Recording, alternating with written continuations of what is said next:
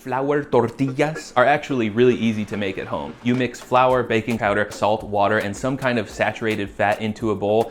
Knead it for a few minutes so it gets strong enough to withstand a more aggressive manipulation than a Gary Vee lecture, and then ball it up into 20-gram balls for small taco size, about 30 grams for fajita size, and at least 70 grams for burrito size tortillas. I let each ball rest covered for half an hour or more so that they won't pull back too much when I roll them out as thin as possible. And if you don't feel like making these on a weekly basis, you can freeze them in ball form or even roll them out and freeze a stack of ready to cook tortillas with parchment paper in between so that they don't stick to each other. To cook, all you need to do is throw one onto a high heat pan for 30 seconds on each side, just enough to get some color, and then store them in a folded towel to steam and stay warm. Once you get a good groove going, you can roll, cook, flip, and repeat in just a few rhythmic motions until the whole batch is done. Really, the only thing that I glossed over is the choice of fat. Pick something that's solid when it's cold, like lard, shortening, bacon grease, coconut oil, or butter.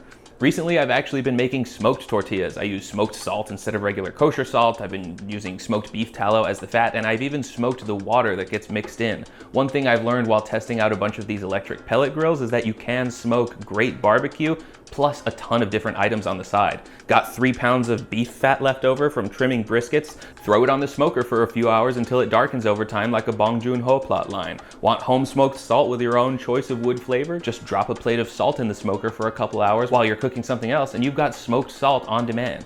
Even a baking dish full of water will pick up smoke flavor, and you can use this smoked water to infuse any homemade dough with the flavor of fire.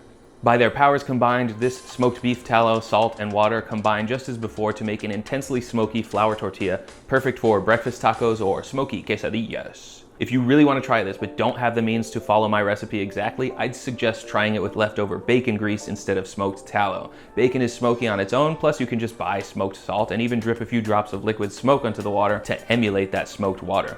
I'd suggest that you pay attention to each wood that the bacon, salt, and liquid smoke employ. Not to say that they all need to be the exact same, but they should at least work harmoniously together, like applewood and hickory, or maple and mesquite, or rule of 3 based script conclusions and overwrought similes. I think that's a wrap for today.